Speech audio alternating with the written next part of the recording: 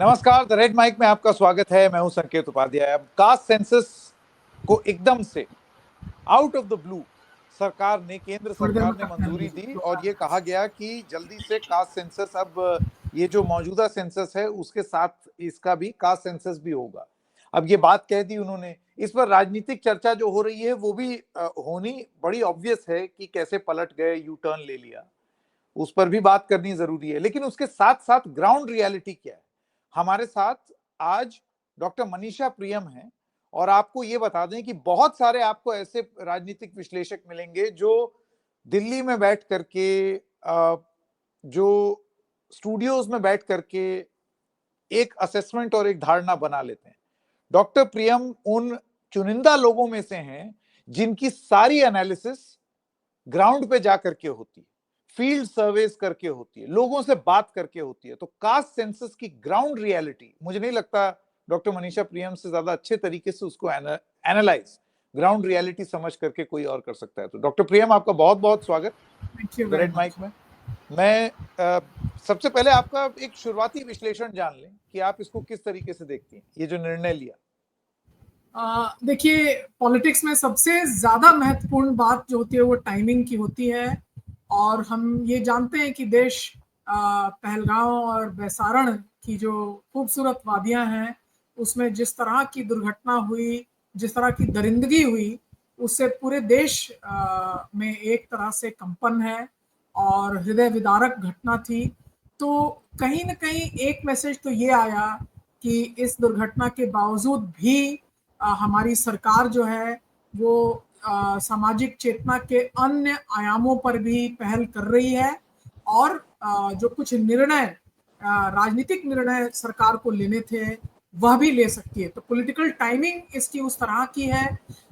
देखिए, सीधा सीधा नफा नुकसान हम नहीं जोड़ सकते, लेकिन आप याद कीजिए कि पहलगाम की दुर्घटना के बाद भी प्रधानमंत्री कानपुर जाने वाले थे, उसको उन्होंने छोड़ा और वो बिहार के कार्यक्रम में, दरभंगा के विस्तृत इलाके में उन्होंने अपना कार्यक्रम किया।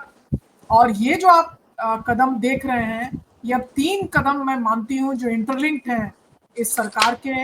एक तरह से कर्पूरी ठाकुर जी को भारत रत्न का दिया जाना, दूसरी बात बजट में इतना ज्यादा बिहार और मखाना बजट की बात करना, और तीसरी बात अब कास्ट सेंसस पर हाँ कहना। ये इस सरकार का, भाजपा की जो सरकार है उसका एक सामाजिक न्याय वाली सरकार का इमेज जो है वो उत्तर भारत के एक महत्वपूर्ण राज्य बिहार, जहां कभी भी भाजपा अपने आप अपने दम पे शासन में नहीं आ सकी है, न झारखंड में रहा है उसका पैठ, जहां की शेड्यूल्ड ट्राइब पॉपुलेशन काफी है, लेकिन कास्ट बेस्ड इलाकों में उत्तर भारत में पहली पैठ बीजेपी बनाने की चेष्टा कर रही है। और मैं ये मानती हूँ कि ये 3 कदम एक साथ यदि जोड़े जाएं तो इस सरकार की राजनीतिक चिंतन की ये एक अंतिम और महत्वपूर्ण कड़ी है कि सामाजिक न्याय का जो एक बहुत बड़ा प्लेटफॉर्म है, अब सीधा का सीधा उत्तर भारत में ये लड़ाई उस धरोहर के लिए भाजपा अपने नेतृत्व में करना चाह रही है और ये कदम उस तरह से लिया गया है। डॉक्टर प्रियम, देखिए, आपने ये बोला कि तमाम कदम, बजट में घोषणा, कर्पूरी ठाकुर जी को भारत रत्न और उसके बाद अब ये जातिवार गणना, बिहार में अपनी पैठ जमाने के लिए एक राजनीतिक मंशा, और राजनेता की राजनीतिक मंशा ना हो तो फिर ये तो मतलब या तो हम बेवकूफ हैं या फिर डॉक्टर प्रियम, इसमें मैं आपसे ये जानना चाहता हूं कि ये जो मुद्दा है कास्ट सेंसस का, ये बीजेपी का ओरिजिनल मुद्दा नहीं है। जैसे कि अगर आप हिंदुत्व ब्रांड ऑफ पॉलिटिक्स की बात करेंगे तो अगर कांग्रेस और तमाम नेता मंदिर जाते हुए दिख जाएं तो वो उनसे एसोसिएट नहीं होगा। अगर हिंदूवाद की बात होगी तो एक नेचुरल, जिसे कहते हैं ना, ध्यान में पहली चीज जो आएगी वो है बीजेपी। उसी तरीके से जब कास्ट सेंसस, सामाजिक न्याय, इन सब चीजों की बात करें तो बिहार के संदर्भ में RJD, Lalu Prasad Yadav, Nitish Kumar to some extent, ये सब नाम आते हैं, बीजेपी नहीं आता नेचुरली। तो आपको लगता है कि चुनाव में ये करा करके बीजेपी को जमीन में वो कम्युनिकेट कर पाएंगे कि ये हमारा इनिशिएटिव है? देखिए, जमीन में अभी तक वो नीतीश कुमार की आड़ में उनकी सरकार चलती रही थी, लेकिन कर्पूरी ठाकुर को भारत रत्न देना और कास्ट सेंसस की बात करना, इससे जो है वो नेतृत्व भले ही नीतीश कुमार की रहे, लेकिन वो खुल के बात जो है बीजेपी वाले भी सामाजिक न्याय की कर पाएंगे। और उत्तर प्रदेश और बिहार में एक बहुत बड़ा फर्क है। उत्तर प्रदेश में ब्राह्मण और ठाकुरों का जो समुदाय है, आपस में उनका संघर्ष है, लेकिन बड़ी इन्फ्लुएंशियल कम्युनिटीज हैं। दोनों ही बिहार में कमजोर कम्युनिटीज हैं, और केवल एक सवर्णों की पार्टी लेकर के भाजपा जो है कभी भी उस नाम से बिहार में सत्ता का रास्ता उसके लिए नहीं खुल सकता है। और पिछले कुछ वर्षों में भाजपा ने, आप देखिए अभी सम्राट चौधरी जो उनके पार्टी के लीडर रहे और अब डिप्टी चीफ मिनिस्टर हैं, उनके पिताजी शकुनी चौधरी कभी लालू प्रसाद यादव और सामाजिक न्याय के मंच पे रहते थे। तो बीजेपी ने ये टेक अवे किया, और बीजेपी के लिए टेक अवे करने की जो राजनीति है, क्योंकि ये बोरो करके ही ये उनका अपना प्लेटफॉर्म बन सकता है। और इसके पहले पूर्वांचल में भी अमित शाह और नरेंद्र मोदी की जोड़ी ने ये कर दिखाया था कि भले ही एक प्रखर ठाकुरवाद की राजनीति जो है वो सत्ता में काबिज हुई उत्तर प्रदेश में, लेकिन सामाजिक न्याय की राजनीति का जो जिम्मेवारी थी वो इन दोनों के साथ ही रही। और बिहार में अब वो समय आ गया है, कुशवाहा जाति फॉर इंस्टेंस, उस पर बीजेपी ने बहुत जोर से अपना सिक्का जमाया है, और अन्य भी कई जातियां हैं। अब भी उनकी जो आस्था है, जिनको कि पचफोरना जाति कहते हैं, ईबीसीज कहते हैं, वो जातियां नीतीश कुमार के साथ हैं। लेकिन आप जानते हैं कि हर राजनीतिक नेता के सूर्यास्त का भी एक समय होता है, उनके भी सूर्यास्त का समय है। मेरा नमन है इतने महत्वपूर्ण नेताओं के प्रति, लेकिन उस नमन के साथ ये दिखता है कि जेडीयू का कोई अब सामाजिक न्याय रिलेटेड फ्यूचर स्पष्ट नहीं है। तो वहां स्पष्ट है, लालू जी भी अब एक अवस्था उनकी, अभी बोलते हैं बहुत अच्छा बोलते हैं, बहुत अच्छी नेतृत्व है उनकी, लेकिन वो भी अब काफी चैलेंजेस हैं उनके हेल्थ को भी और लीडरशिप को भी। तो तेजस्वी यादव क्या सामाजिक न्याय के इकलौते धरोहर हैं? तो भाजपा ने ऐसे में एक दांव खेल दिया है कि चलो हम अपनी बाजी चल देते हैं। अब देखना है कि ऐसे में कि एक तेजस्वी यादव जो कि अपने पिता के नाम पे इस धरोहर को क्लेम करेंगे, उसके बनाम एक भाजपा जो कहेगा कि हमारा पूर्व में जो भी विरोध रहा हो, और विरोध की बात भी मैं आपको बतलाऊंगी कि रहा है, पुरजोर विरोध भाजपा कर रहा है रिजर्वेशंस को लेके, कर्पूरी ठाकुर को लेके, जिनके साथ इनकी गठबंधन की सरकार रिजर्वेशंस पे ही टूटी थी। लेकिन इतिहास का वो पन्ना जानने वाले लोग अब मेरे जैसे वयस्क और बूढ़े हो चुके हैं, ज्यादातर लोगों को ये बात पता नहीं है। बिहार में एक यंग पॉपुलेशन है, और वो यंग पॉपुलेशन उनकी लाइन जो है जहां वो खड़े हैं वहां से शुरू होगी। तो जो अब राजनीति को लाइन में खड़े होके अभी से समझ रहे हैं, उनको ये दिखेगा कि भाजपा ने ही कास्ट सेंसस किया। उनके लिए बीपी मंडल भी जो है वो अब पुरानी बात हो चुके हैं। कर्पूरी जी को तो खैर छोड़ ही दीजिए। आपने एक बड़ी इंटरेस्टिंग बात बताई। आपने बोला कि भाई जो आज का वोटर है वो आज से 20, 30, 35 साल पहले जो हुआ है वो उसके हिसाब से नहीं करेगा। प्लस बीजेपी का जो पूरा एक इकोसिस्टम है और मैकेनिज्म है अपनी बात पहुंचाने का, वो भी हो सकता है हरकत में आए चुनाव से एकदम पहले। लेकिन डॉक्टर प्रियम, मेरी कुछ लोगों से बात हो रही थी बिहार में, रिपोर्टर्स और जो लोग एनालाइज करते हैं, उनका ये कहना है कि इस डिसीजन का एडवांटेज बीजेपी को होगा, ये तो ऑब्वियसली रणनीति है, लेकिन इसका डिसएडवांटेज जितना आरजेडी को है उससे ज्यादा बीजेपी के बिहार में घटक दलों को है, क्योंकि उनकी पूरी राजनीति ही इसी चीज पर आधारित है। यानी कि अगर वो शिफ्ट होता है, that means BJP is becoming more powerful, not at the cost of the opposition, but at the cost of its own alliance partners, जो हमने होते हुए देखा है। देखिए, सच की बात यह है कि इन अलायंस पार्टनर्स की आवश्यकता भाजपा को रही, क्योंकि अपने आप बहुत दमखम वाले पिछड़ी जातियों के नेता उसके पास नहीं थे। लेकिन आप याद करके रहिए कि इसमें से कोई भी अलायंस पार्टनर अपने दम पर नहीं जीत पाया, चाहे वो जीतन राम मांझी जी हो, चाहे वो चिराग पासवान जी हो। सभी तरह की विडंबनाएं रहने के बावजूद भी चिराग पासवान ने बिल्कुल नरेंद्र मोदी जी को अपना नेता माना। कभी उनको कोई दिक्कत नहीं हुई इस बात में कि उन्होंने मोदी जी को विशिष्ट उपाधियां दी, उनके पिता श्री रामविलास पासवान जो थे वास्तव में कर्पूरी ठाकुर जी के फाइंड थे। लेकिन इन सब इतिहास को छोड़ करके, और चिराग आपको दिखलाते हैं कि आज का युवा जो है वो इतिहास को अपने राजनीतिक सोच का वो नहीं बनाएगा। और कहीं ना कहीं उपेंद्र कुशवाहा को आप देखिए, वो भी खुद से चुनाव, इस बार इतनी मोदी लहर बिहार में रही, फिर भी उपेंद्र कुशवाहा अपना चुनाव नहीं जीत पाए। तो कहीं ना कहीं जो घटक दल है, उन घटक दलों को भी भाजपा की आवश्यकता रहती है। जदयू भी सत्ता में तभी काबिज हो पाता है जब वो भाजपा के साथ रहता है। भाजपा, आप सही कह रहे हैं, इस चुनाव में घटक दलों को ये समझाना चाहती है कि लीड पार्टनर भाजपा है। और इस बात का प्रदर्शन पिछले बार ही भाजपा ने कर दिया था, जब उसकी सीटें हर तरह से जदयू से ज्यादा थी, और जदयू भाजपा पर अपना दबाव जो है वो एक ही तरह से बना पाता था कि चाहे तो तुम मेरे नेतृत्व को स्वीकार करो, वरना मैं लक्ष्मण रेखा पार करके और उस तरफ राजद से हाथ मिला लेता हूं। तो ये वाली राजनीति जदयू की जो है, नीतीश कुमार जी के बिल्कुल स्वस्थ रहते हुए तक तो सही चली, लेकिन अब नई राजनीति की दांव में दूसरी कड़ी मैं मानूंगी, तीसरा तो बजट वगैरह है, वो अनाउंसमेंट से एक प्रो बिहारी इमेज आया। तो ये एक सामाजिक न्याय की पार्टी है या नहीं, ये देखने वाली बात है।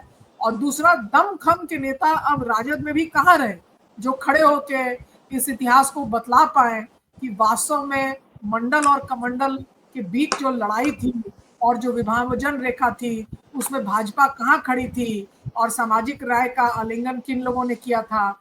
इन बातों की चर्चा जो है इतिहास के पन्नों में होगी, और राजनीति के इतिहाड़ों जो अखाड़े हैं वो इतिहास के पन्ने तो है ही नहीं, वो एक जीवंत चित्र है कि किस तरह की राजनीति के बारे में लोग सोचते हैं।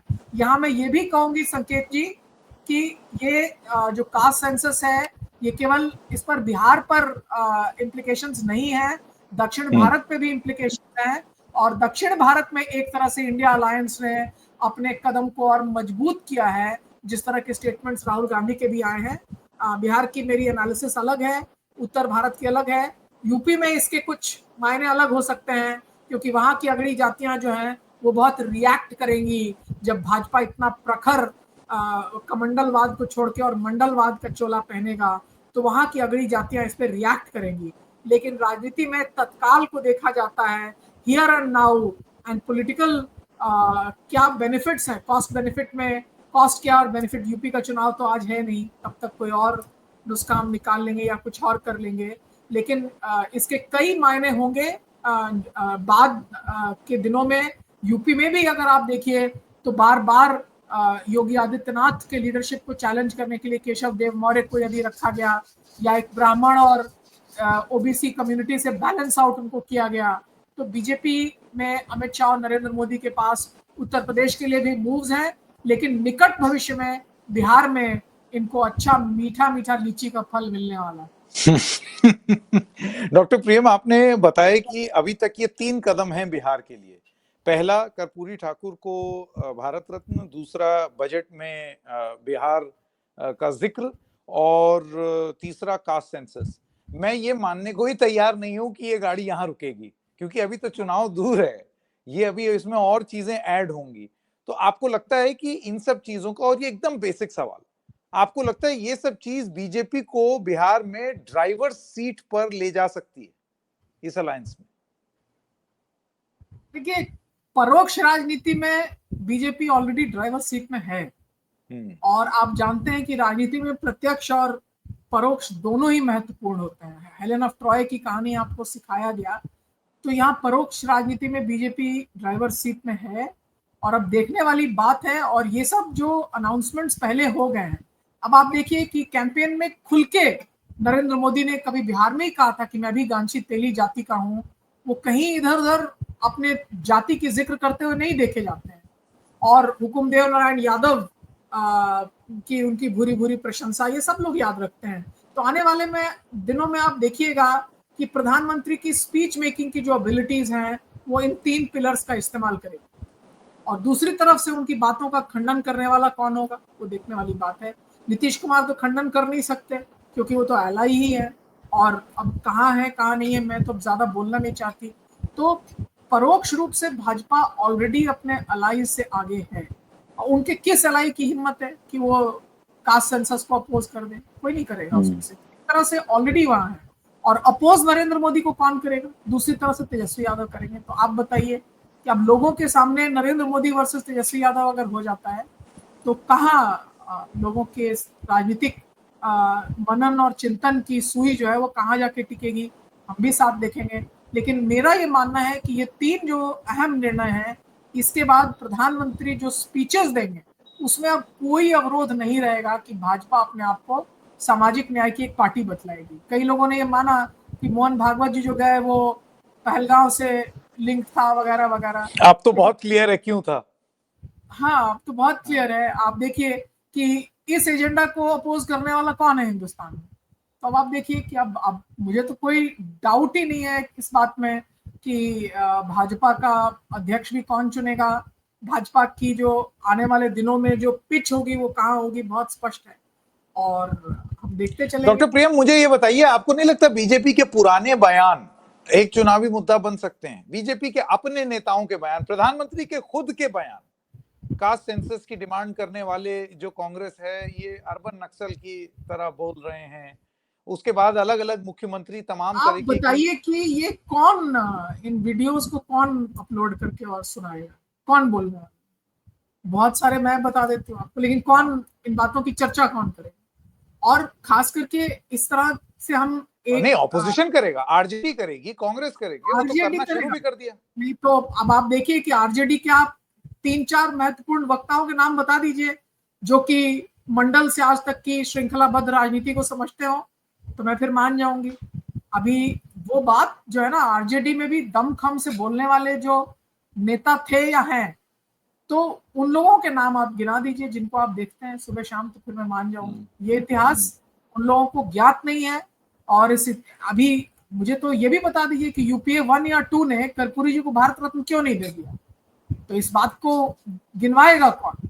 ये सब बातें जो है वो ऑलरेडी इन सब मामलों पे जो अच्छे वक्ता जिस तरह के हुकुमदेव नारायण यादव जी रहे या रघुवंश बाबू हुआ करते थे, रघुवंश बाबू बोल सकते थे फॉर एग्जाम्पल।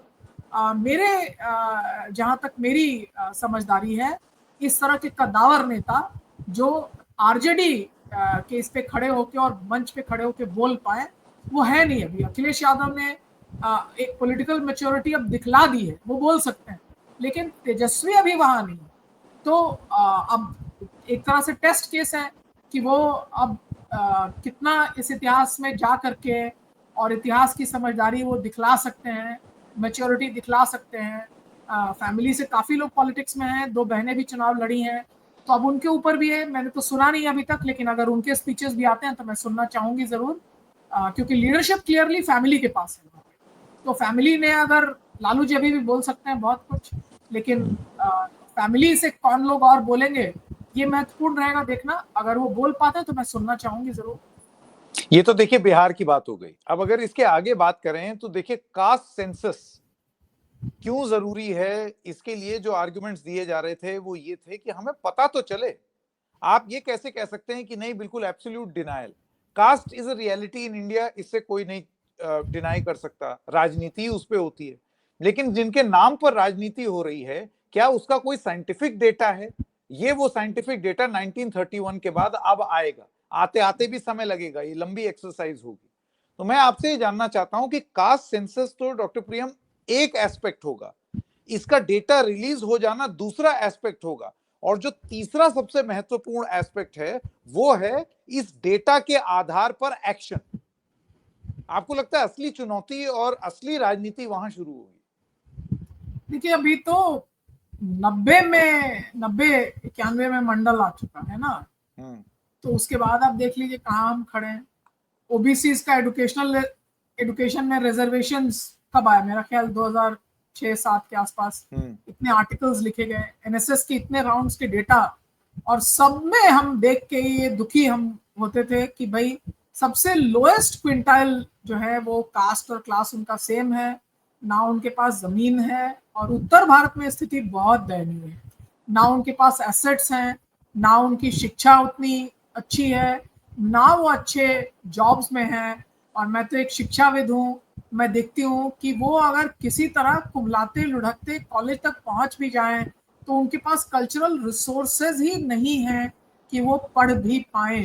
तो ये लड़ाई जो है, मेरी उम्र अब ढल सी गई और मैं जब पैदा हुई तो कर्पूरीवाद ही मेरा घर था, उसी जीवन में मैं पली बढ़ी। तो उस समय लगता था कि ये हो जाएगा तो ऐसा हो जाएगा। मैं आज भी मानती हूँ कि गिनती करना तो आवश्यक है, लेकिन कैसे कदम खास करके उत्तर भारत में लिए जाए ताकि इस तरह की जो मलिन स्थिति है, निचले पायदान पे जो लोग हैं, मैं तो जातियां नहीं कहती कि निचली है, निचले पायदान पे जो मनुष्य हैं, भारत में जिस तरह की इनइक्वालिटी है और बाबा साहब अम्बेडकर का जो सपना रहा और जो बातें उन्होंने कहा कि पॉलिटिकल लिबर्टी तो मिल जाएगी लेकिन सोशल और इकोनॉमिक इनइक्वालिटी में बहुत देर है, तो उसको समझने की दिशा में ये महत्वपूर्ण कदम है। लेकिन आप सही हैं कि ये गिनती करके भी आगे क्या, अगर नौकरियां हैं ही नहीं तो फिर लोग एसेट्स के बिना आखिर क्या करेंगे। तो यक्ष प्रश्न वहीं जाके रुकता है। भारत के राज्य को आज भी कल्याणकारी राज्य होना पड़ेगा और नौकरियों में खुद ही stand up, do it on your own, ये सब तकनीकें आप देखिए नहीं चल सकती हैं।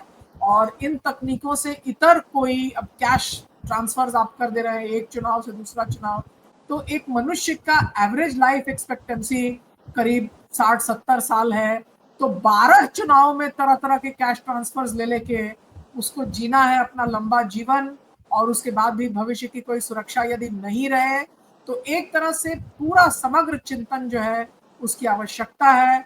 और अभी भी कास्ट सेंसस का नाम लेके अब अगड़ी जातियां कहेंगे कि चलो वोट दे दो, देखो कर तो रहे हैं, तो अभी भी अगड़ी जातियां जो है वो डरा डरा के पिछड़ी जातियों को बोली लाइन में लग जाओ, वोट दे दो, देखो कर दिया ना, हो गया ना, तुम लोगों का मन था, डिमांड था, देखो अब गिनती तुम्हारी हो गई ना।